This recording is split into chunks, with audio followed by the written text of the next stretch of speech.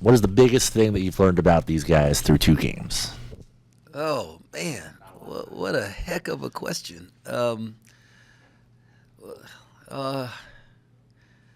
we got some guys who can make shots, and so even when you know we don't play as well as we want to, man, I tell y'all all the time for years, last couple of years, I've said I got this friend Tim Maloney, and we would be in staff meetings and we'd have all these plans, how we need to guard this, how we need to do that, what we need to do, and he would be quiet the whole meeting. And then at the end of the meeting, he'd get up and go, "I hope we make shots."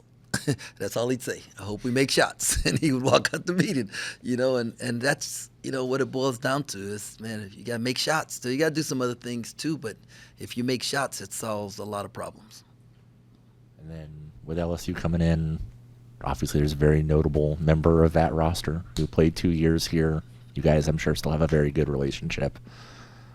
A lot of the guys that are on the team right now don't have that relationship, but some do. How is that kind of being handled?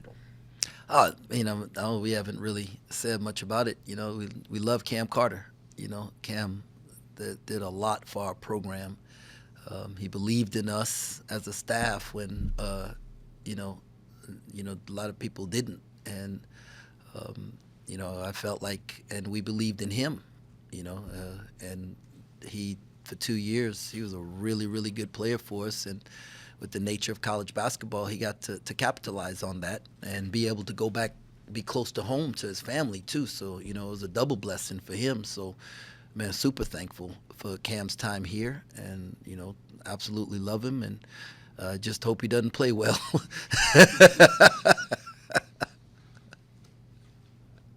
You think Achor will be on track to play this week? Yeah. Oh man, he had a few good days now, and mentally he's in a good spot, and physically he's back. So I expect him to play. So I want to ask a little bit more about Brendan. You've noted that he didn't play a ton at Villanova, or at least not the minutes he's getting now. Is there anything that surprised you about the way he's been able to just get in here and contribute as much as he had in a larger role? Nah, not at all. I expected the Joker to play like this from his freshman year.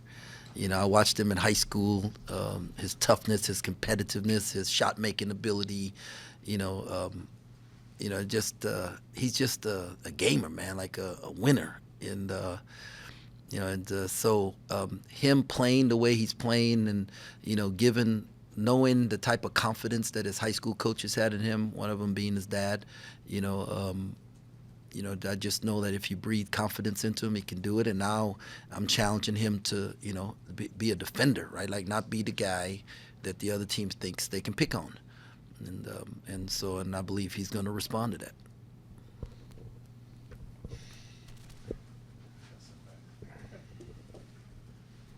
Coach, looking back on the game, how excited were you for Bai and what he did and his potential moving forward? Yeah, Bai's been practicing well. He's been doing a lot of the extra things that he needed to do to put himself in a position to play. He's extra lifts. He's taking his nutrition seriously. I think he's up to 215 pounds now, and just making really good decisions off the floor that's allowing him to be able to be productive on the floor. And this morning, he had a really good practice today, and he told me, he said, I ate a real breakfast this morning. I didn't just eat fruit.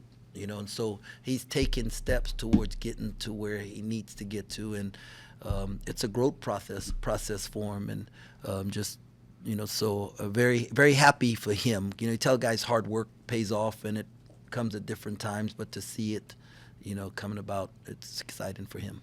I understand Doug's played a lot of basketball, but it's new here. Do you feel like he's kind of starting to get settled to where he needs to be? Yeah, he's growing. He's growing, just playing the point guard for us is a little different than playing the point guard elsewhere. And there's a whole lot more responsibilities, and seeing the game the way I see it, and then him learning that. And then, once he embraces that, in which he has, and he's really starting to take some ownership of some things, and then I'll get to start seeing the game the way he sees it, and then we can see it continue to rise. But it's it's going to take some time. It's a process, and so I'm not disappointed where we're at, and I'm excited about where we're heading. Could you say similar things about Ugo? I know he he has much more in the tank, so to speak. Yeah, it's going to take. It takes time, but every guy has to do their job, and players determine playing time, and so it's competitive, man. You can only put 5 on the floor at one time, and so every day those guys have to come to practice and bring it, and if they do their jobs, they determine the playing time. In the past, whenever you would be preparing for games early in the season, you normally had the year's footage before to kind of look back on, look at that film. Now with teams being so jumbled and everything, how much harder is it to prepare for an LSU team that's only played a couple games? No, that's a really good question, and it's a good point. The good thing is, like, it's harder when it's new players and a new coach. Coach McMahon's been there for 3 years now. This is our 3rd year playing them, so we got a little feel of what they like to do. Maybe we'll do things a little bit different. Obviously, you don't have Will Baker, so it's not a pick and pop from the 5 as much as might be a pick and roll, a lot of things, and so it makes it a little bit different. New players. Good thing is we can go pull some old footage and see what it is they like to do, and but the same struggle we have in preparing for them, teams have been preparing for us, so we're all on an equal playing field. What are maybe 1 or 2 areas specifically that you really most like to improve on right now? Defensive ball screen coverage. We have to get better. We didn't do a very good job last game on that. And then rebounding. If we can, our first shot defense, I think is, we're top 5 in the country, our first shot defense. Right, and it's just if we can go retrieve the basketball, and so if we can do that's really going to help us. If you could put in a kind of a thumbnail sketch, tell us a little bit about LSU and the challenge they present. The 5-out offense that they run. Multiple guys out there who can make shots. Sears, the guard. I mean, really, really good. I think he was number 2 in the country in ball screen offense last year. Only behind Doug McDaniels, and he's just a terrific player, and you can't feed him a steady diet of one thing because he's gonna figure it out for you. And then obviously Cam can make shots, man, and just so when you have 2 guards who can do that, and then Jalen Reed, and Jalen played AAU basketball for one of my best friends, Omar Carter, God rest his soul, and so I've known him for a while, and just a terrific talent. They have some older guys too, and who know how to play, and their 3rd year together with coach, and so they pose a lot of problems, and they're always going to guard you, right? They're always going to compete and guard you, and that's so it'll be a great challenge. I'm thankful that we get to play them at home. And with our crowd, and so I'm excited about that. Yeah.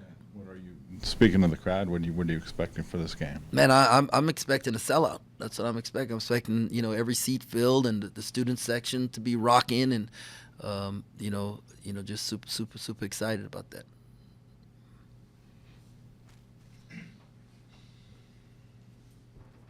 Do you have any insights so far about anyone, if anyone, will redshirt this year? Yeah, no, we're not redshirting anybody. For David Castillo, how important is it for him to learn and play along with older guards like CJ and Doug? No, it's really good for him, right? Like this struggle that he is going through, right? Like every player goes through it and has to go through it, and he's playing a hard position, and it's not easy to play the point guard for me.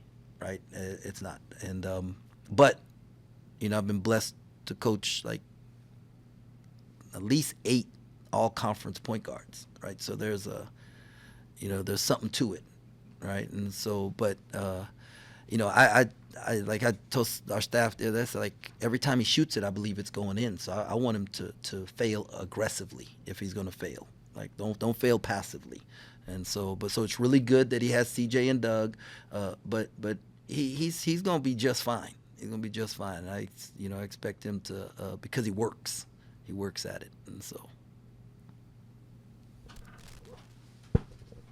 What makes it so hard to be a point guard for your team?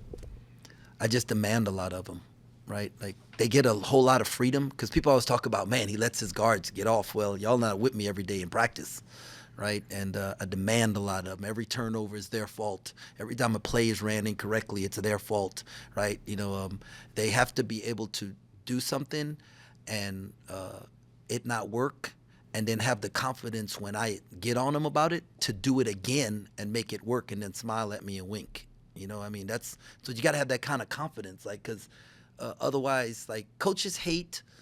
I always say, for me, I don't want a guy who does everything I tell him to do and a guy who does nothing I tell him to do. There's got to be like a little bit in between because they're players, right? And they see something, they make a play, and so what I saw. And if it doesn't work out, they hit me with the "my bad, coach," and then the next time they go make that play again, and so it takes a certain level of confidence and mental toughness and an emotional maturity to be able to handle what we do every day at practice.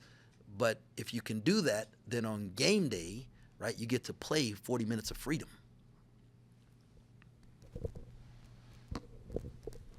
Turnovers were up a little bit the last game, but do you see that just as typical of early games? That's going to maybe be a little bit up and down until maybe the roles are a little more defined and everything?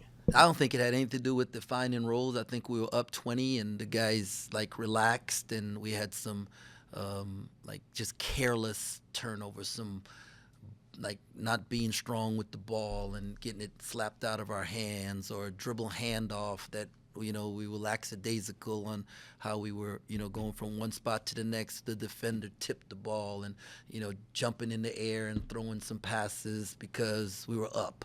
And so we have to learn how to handle success and build on leads.